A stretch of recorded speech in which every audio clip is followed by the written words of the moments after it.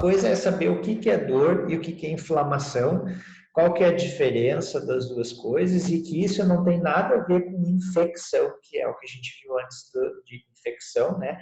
É uma colonização bacteriana causando uma doença para um paciente. Né? Multiplicação bacteriana ou fúngica ou viral, assim, de um micro-organismo causando uma doença. Inflamação e dor é outras coisas. A infecção leva à inflamação, que leva à dor? Sim, ok, tá? Mas a gente não pode confundir as duas coisas, não são sinônimos, tá? Inflamação é uma resposta do nosso organismo a um trauma, a um dano. E a inflamação tem todos aqueles sinais que vocês já aprenderam, né, da inflamação, que são calor, rubor, que é o vermelhão, né? Tumor, aumento de volume, dor e perda de função. Né? Aquele órgão, enquanto está inflamado, ele tende a funcionar de maneira inadequada. Então, esses são os sinais da inflamação. Então, dor pode ter alguma dor que não está relacionada à inflamação? Pode. Mas no nosso dia a dia clínico da odontologia, geralmente a dor está relacionada com inflamação. E daí eu posso tratar apenas a dor isoladamente, ou eu posso tratar também a inflamação, ou melhor ainda, eu vou tratar a causa da inflamação, para daí eu realmente resolver o problema do paciente, tá? Então, o que acontece? Quando a gente tem dano celular, então imagine uma cirurgia, tá? Na disciplina de cirurgia, vamos falar da cirurgia. Então, eu vou operar o paciente, eu vou lá fazer uma incisão, vou fazer a luxação do dente, vou fazer a extração, eu estou causando dano celular, morte celular. Tá? Com a morte celular, a gente tem liberação de fosfolipídio, que vão se transformar em ácido araquidônico e tudo mais. Por que eu estou falando isso? Porque daí entram as famosas ciclooxigenases. Eu estou chegando na inflamação e na dor. Então, as ciclooxigenases são enzimas que vão transformar esse ácido araquidônico em alguns outros metabólitos, tá? A gente tem mais do que uma ciclooxigenase. As mais conhecidas são, eu vou falar COX, tá? Ciclooxigenase, que é a COX. A COX-1 e a COX-2, que são as mais conhecidas. Hoje sabe-se que existem outras, 3, 4, tá? Mas a 1 e a 2 são as mais importantes na nossa fisiopatologia. A COX-1, ciclooxigenase 1, ela vai transformar o ácido araquidônico em outros metabólitos que vão ser benéficos para o nosso organismo. Por exemplo, ajudar na proteção gástrica, né, do estômago, do endotélio vascular dos vasos sanguíneos, parênquima renal dos rins e na formação de plaquetas. Então, a COX-1 ela é uma COX fisiológica boa, né? Os subprodutos dela são bons para o nosso organismo. Enquanto a COX-2, a ciclooxigenase 2, vai ser responsável por criar mediadores pró-inflamatórios. São mediadores químicos que vão iniciar e perpetuar a inflamação, o processo inflamatório, porque é uma resposta ao trauma. A inflamação é uma resposta fisiológica ao trauma. Então, eu tenho trauma, aí vai gerar, através da ciclooxigenase, os mediadores pró-inflamatórios, vão gerar inflamação em resposta ao trauma. A professora, a inflamação é uma coisa fisiológica e boa, porque ela vai trazer células de defesa, células de reparo, sim, ok, concordo, só que ela, às vezes, ela é muito exacerbada, a ponto de trazer incômodo para o nosso organismo e para nós mesmos, e ela vai trazer dor. E quando a gente está controlando a inflamação com anti-inflamatórios, a gente não está cortando 100%, a gente não consegue eliminar 100% da resposta inflamatória. A gente apenas está modulando ela, a gente está modulando a resposta inflamatória para a gente ter menos efeitos, dos efeitos negativos da resposta inflamatória. Só que tem um detalhe. A via das ciclooxigenases não é a única via de formação de mediadores pró-inflamatórios. Existem outras vias de formação de mediadores pró-inflamatórios, por exemplo, a própria lipoxigenase, entre outras, tá? Que eu citei as duas mais conhecidas. Então, E isso também já é um motivo, aqui vocês já entendem de como quando a gente toma anti-inflamatório, a gente não está inibindo completamente o processo inflamatório, apenas modulando. Bom, daí esses mediadores pró-inflamatórios, entre outras coisas, eles vão causar o quê? Uma hiperestesia, uma alodínia, uma hiperestesia. O que é isso? É um aumento na sensação de dor, um aumento na sensação de dor no local traumatizado, justamente, né, isso é um mecanismo de defesa do nosso organismo. Por quê? Eu traumatizei lá, por exemplo, eu fui lá e fiz um corte na minha mão, tá? Cortei minha mão, vai vir mediador pró-inflamatório, vai ter inflamação e vai fazer o quê? Eu vou ter dor naquela região. E assim, eu vou ter uma hiperestesia, no caso, estímulos que normalmente não causariam dor passam a causar dor. Por exemplo, se eu tocar aqui na palma da minha mão, ó, estou batendo aqui, raspando na palma da minha mão, não está doendo. Agora, se eu tivesse um corte aqui, né, um talho, um corte, e eu passar a mão, raspar, bater, vai doer. Por quê? Isso é hiperestesia, porque eu tenho os mediadores pró-inflamatórios que estão aumentando a sensibilidade daquela região. E para que isso serve? Porque eu preciso reparar aquela região, eu preciso ter uma regeneração e uma reparação. Então, o organismo não quer que eu fique mexendo, usando, traumatizando mais ainda aquela região. Então, a dor também é um mecanismo de defesa, mas é uma coisa que incomoda a gente. Então, a gente vai também modular a dor. A gente vai cessar por completo, assim como não cessa por completo a inflamação, a gente vai modular para ter, né, não ter tanto desagrado nesse sentido. Bom, então, se eu estou falando de analgesia e de anti-inflamatórios, eu tenho que agir em algum local deste momento aqui, né, desse slide. Em algum momento, em algum local nesse slide que vão entrar os fármacos para controlar a dor e o processo inflamatório. Né? Faz sentido.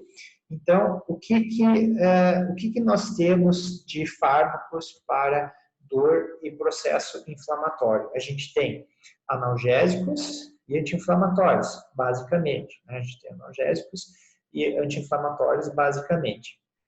E eles vão agir em locais diferentes. Eu vou começar falando pelos mais fáceis, tá? Que são os analgésicos, os mais fáceis de entender. Bom, claro, uma das maneiras de a gente controlar a dor é evitar o dano celular, tá? Mas vamos dizer que a gente teve o dano celular, ou vai ter dano celular, por quê? Porque a gente vai fazer uma cirurgia. Mas o que eu quero dizer com isso? Quanto menos eu danificar o tecido, correto? Quanto menos eu danificar o tecido, ou seja, quanto menos traumática for a minha cirurgia, quanto mais cuidado eu tomar com o afastamento, né, com o processo cirúrgico em si, com os passos cirúrgicos, quanto mais cuidadoso eu for, quanto menos traumático, menos eu vou ter morte celular, menos eu vou ter transformação desse ácido araquidônico, menos mediador pró-inflamatório, vou ter menos inflamação, menos dor. É uma coisa óbvia, mas precisa ser dito. Quanto mais traumático for a cirurgia, mais o paciente vai ter inflamação e dor, tá? Bom, então, para a gente controlar a dor, a gente vai fazer uso dos analgésicos. Os analgésicos, ele basicamente a gente tem duas classes de analgésicos. Os analgésicos opioides e os analgésicos não opioides. Vamos começar falando com os analgésicos não opioides. Quais que são os dois participantes dessa classe, né? Os dois membros dessa classe, os mais clássicos que a gente tem. A gente tem é difícil escrever isso aqui, ó.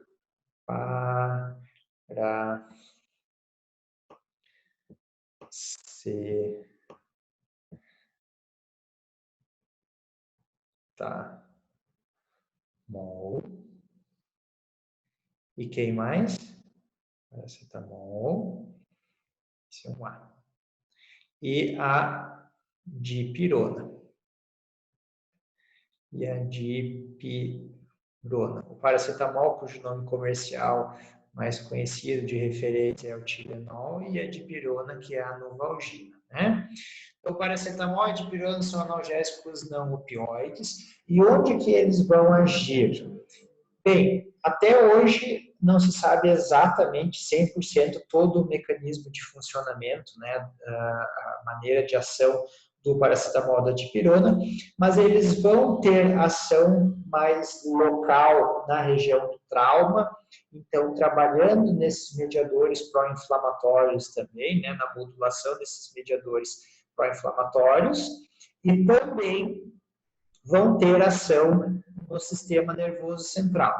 Também vão ter ação no sistema nervoso central. Também alguns artigos apontam alguma ação lá nas COX, tá? Lá nas COX, apesar de eles não terem um efeito anti-inflamatório verdadeiro, não, eles são bem mais analgésicos mesmo.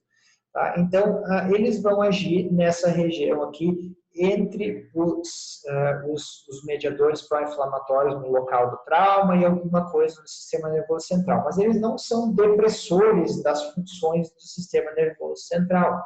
Tá? Paracetamol e dipirona não são depressores das funções do sistema nervoso central. O que difere deles em relação a outra classe de analgésicos, que são os analgésicos opioides,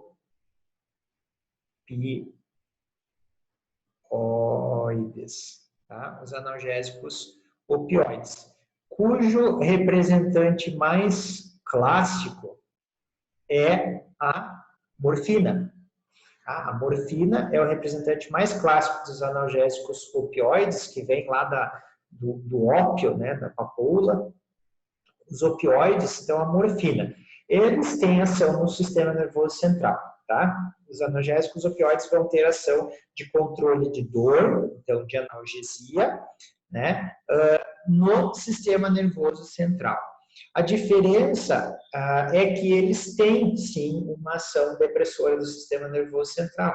Então, os analgésicos opioides, eles vão dar efeitos colaterais para o paciente relativos a essa depressão do sistema nervoso central, como sonolência, desorientação.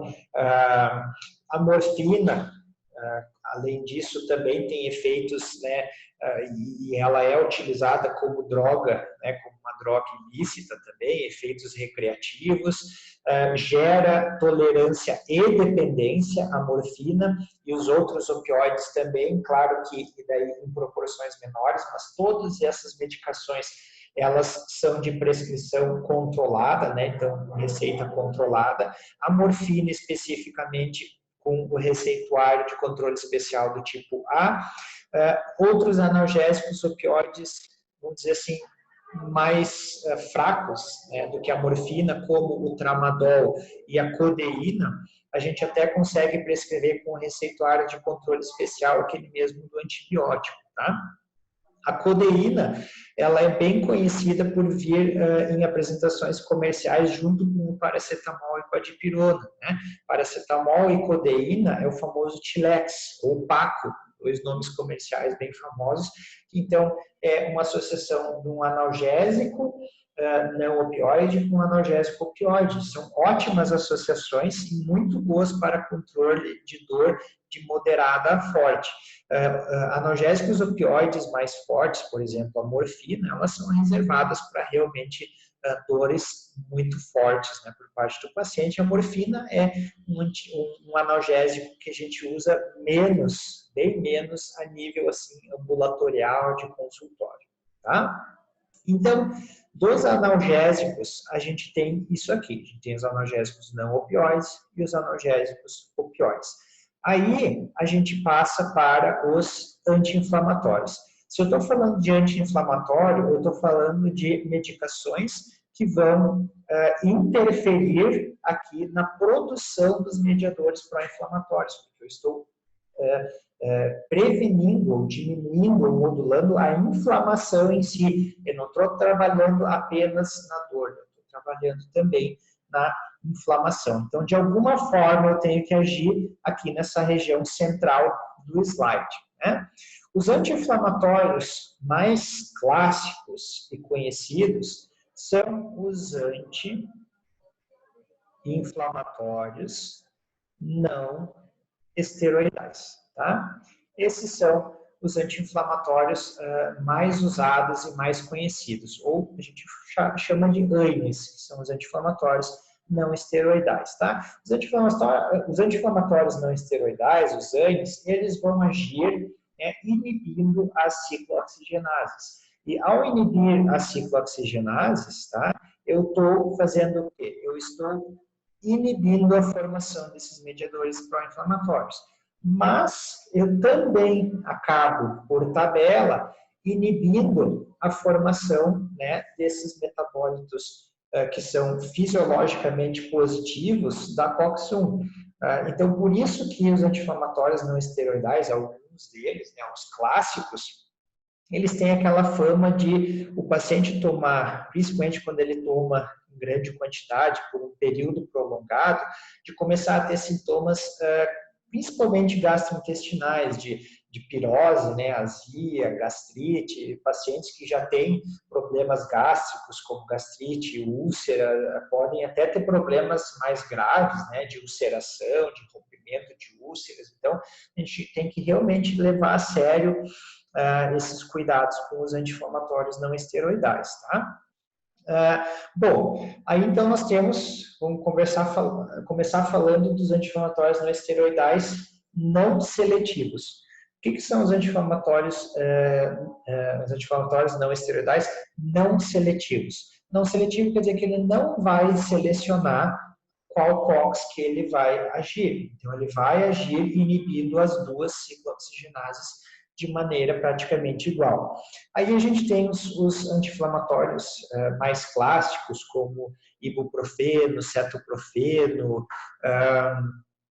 o naproxeno, a gente tem o ácido acetil salicílico, que ele é um anti-inflamatório também, tá? O ácido acetil salicílico. A gente tem o diclofenaco, são anti-inflamatórios não esteroidais não seletivos. Esses vão agir de maneira igual em COX-1 e COX-2. Professor, então não é bom usar esses anti-inflamatórios, visto que eles são não seletivos. Na verdade, no nosso uso do dia a dia, uso a curto prazo, 2, 3, 4 dias de uso, num pós-operatório, por exemplo, a não ser que o paciente seja muito suscetível a problemas gastrointestinais ou que ele já esteja fazendo um tratamento para problemas gastrointestinais, como gastrite e úlcera, a gente não tem que se estressar muito, tá? Os pacientes provavelmente não vão ter nenhum problema, né, gastrointestinal, nenhum problema mais sério de efeito colateral com o uso a curto prazo, tá? Então, a gente não precisa se estressar muito. Inclusive, a minha opinião, um dos anti-inflamatórios que eu mais gosto, porque ele é muito seguro, prático e eficaz e barato para o paciente, é o ibuprofeno. Tá? E ele é um anti-inflamatório não esteroidal não seletivo, que funciona super bem, né, muito bem documentado e seguro. Bom, mas sabendo disso, então, pesquisou-se e descobriu-se drogas, né, fármacos, que agem mais na COX-2 e menos na COX-1. Então, eles são anti-inflamatórios, mas eles não são totalmente seletivos. Eles vão ser anti-inflamatórios não esteroidais, parcialmente, né? Não vou escrever tudo, porque senão eu vou ficar até amanhã escrevendo. Czinho aqui, ó, parcialmente seletivos. Ou seletivos parciais também, tá? Vocês podem encontrar como seletivos parciais. Seletivo. O que significa isso? Que ele vai agir mais em COX-2 do que na COX-1, o que é muito positivo, porque o que a gente realmente quer é diminuir a formação dos mediadores pró-inflamatórios, tá? Então, ele trabalhando mais em COX-2 do que em COX-1, isso é bem positivo. E quais são esses anti-inflamatórios? Os mais clássicos e usuais que a gente tem é a nimesulida. A nimesulida é um anti-inflamatório seletivo parcial. Piroxicam, meloxicam. Esses são os exemplos mais clássicos que tem de anti-inflamatórios não esteroidais seletivos parciais. Ah, professor, tem mais anti-inflamatórios do que esses que você falou? Com certeza, tá? Tem vários. Depois talvez eu lembre mais alguns aí. O cetorolaco, né, o Toragesic, ele é não seletivo.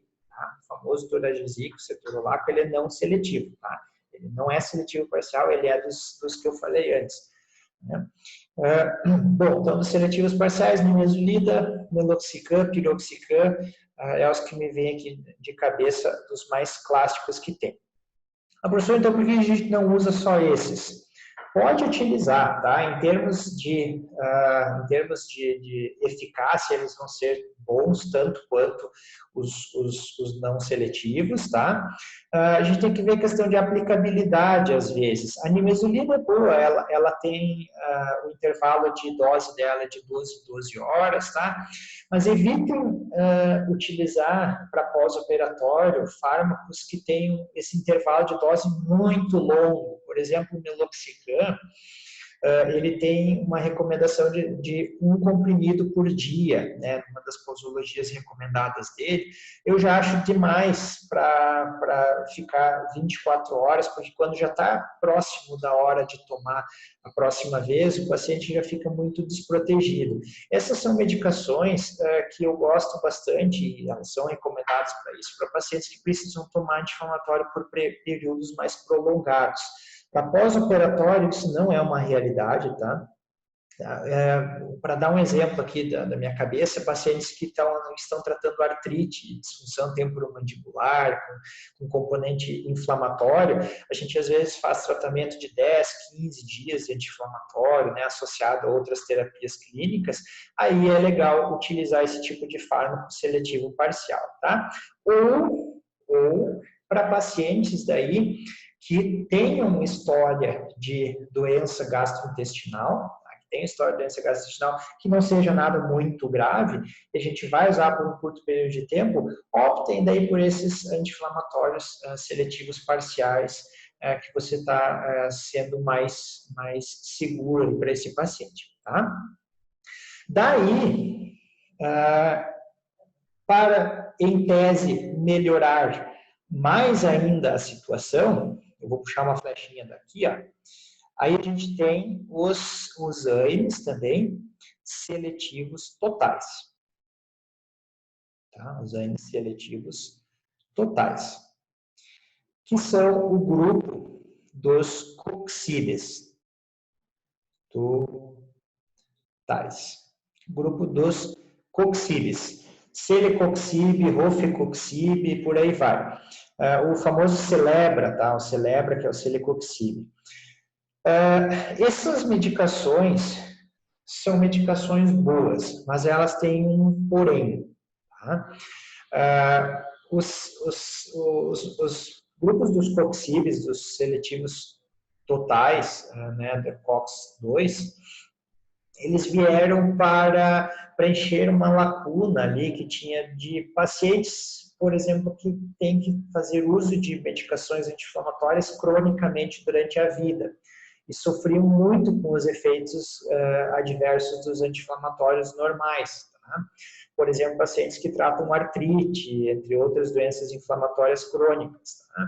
Tá? Então, veio com uma super, né, solução para esses casos, então foi bem acolhida essas medicações. Porém, infelizmente, né, observou-se com o passar de anos e pesquisas pós-clínicas, né, que o grupo inteiro dos coxibes, todo o grupo farmacológico dos coxibes, tá, tem inerente a esse grupo farmacológico um risco aumentado de eventos cardiovasculares nos pacientes. Aumenta o risco de eventos cardiovasculares nos pacientes, como infarto e AVC.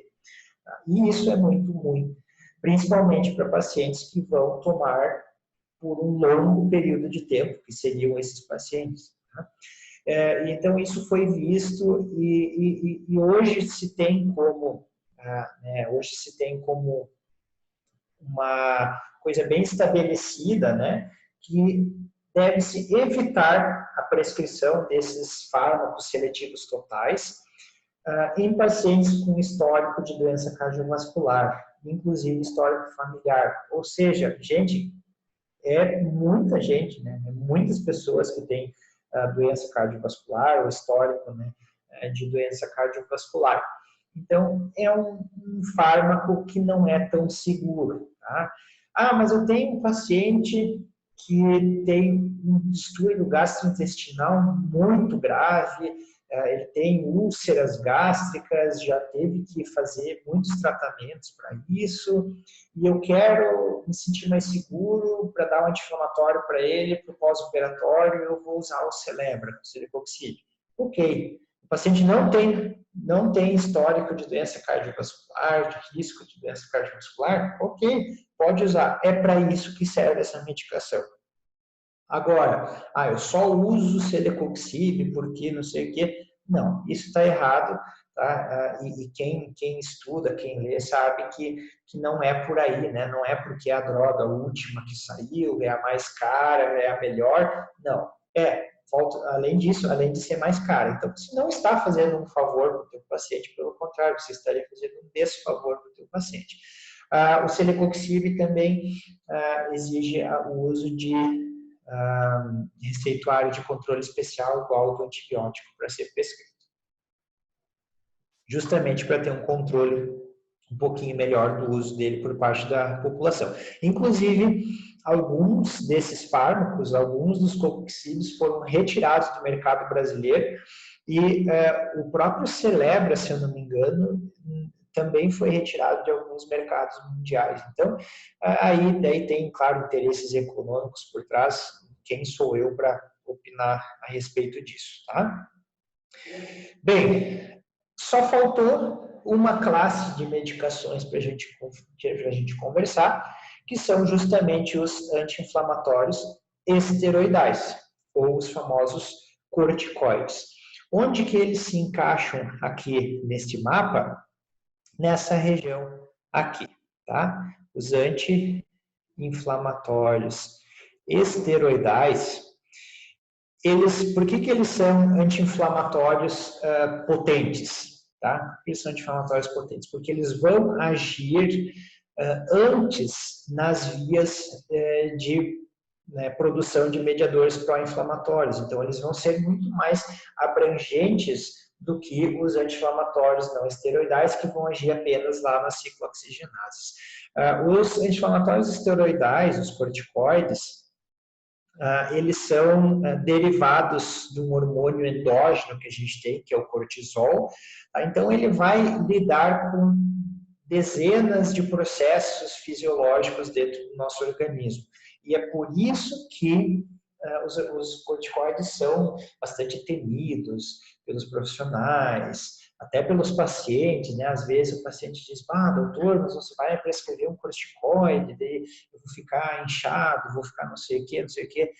Sim, em parte o paciente e o profissional que pensa isso, em parte está certo. Os corticoides, os anti-inflamatórios esteroidais, eles têm a capacidade de causar esses desequilíbrios fisiológicos. Porém, quando utilizados em doses grandes e por períodos estendidos de tempo, porque daí eles começam a interferir com o equilíbrio do eixo hipófise hipotálamo adrenal na secreção desse cortisol endógeno. Tá? Então, a gente tem um equilíbrio da secreção desse hormônio, e quando a gente começa como se fosse suplementar ele com um corticoide exógeno, né, de fora, não fabricado pela gente, o nosso organismo fica confuso e começa a ter um desequilíbrio nesse eixo hipótalo-adrenal, que vai interferir em diversos processos fisiológicos, controle glicêmico, pressão arterial, captação, né, de líquido, recaptação de líquido, função renal. Então, realmente, essas medicações fazem tudo isso quando usadas a um longo período de tempo e em doses altas.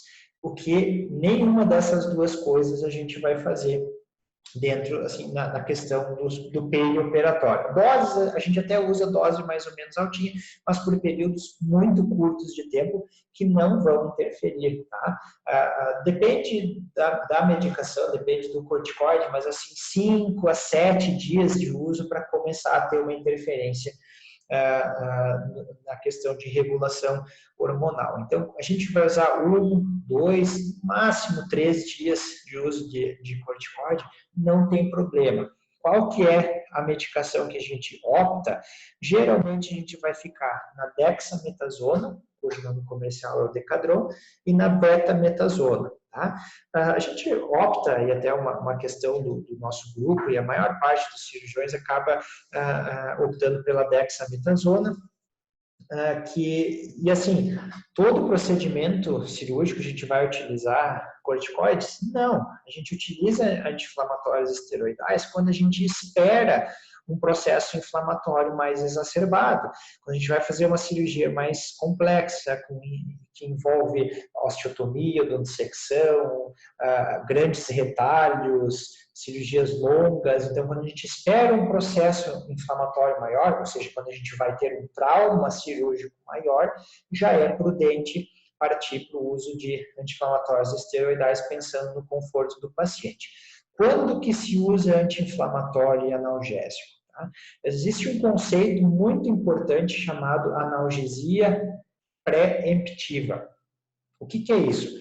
Qualquer um desses fármacos que eu estou falando para vocês aqui, os opioides um pouquinho menos, mas todos os outros funcionam muito melhor, vocês podem ver pelo próprio mecanismo de ação deles, que eles funcionam muito melhor prevenindo a inflamação e a dor do que remediando. E para o paciente é sempre melhor isso, é sempre melhor ele tomar antes, prevenir, do que passar a sentir uma dor e um desconforto e daí querer remediar. Tá? Então, a analgesia pré-emptiva, tá, envolve a gente prescrever esses anti-inflamatórios e ou analgésicos antes, previamente ao trauma. Como assim? A cirurgia é uma coisa programada. Cirurgia é diferente de um acidente. Sofri um acidente, me traumatizei, aí eu vou tomar a medicação para a dor. Tá? Uma cirurgia é diferente. Eu sei que eu vou operar o paciente. É uma coisa programada.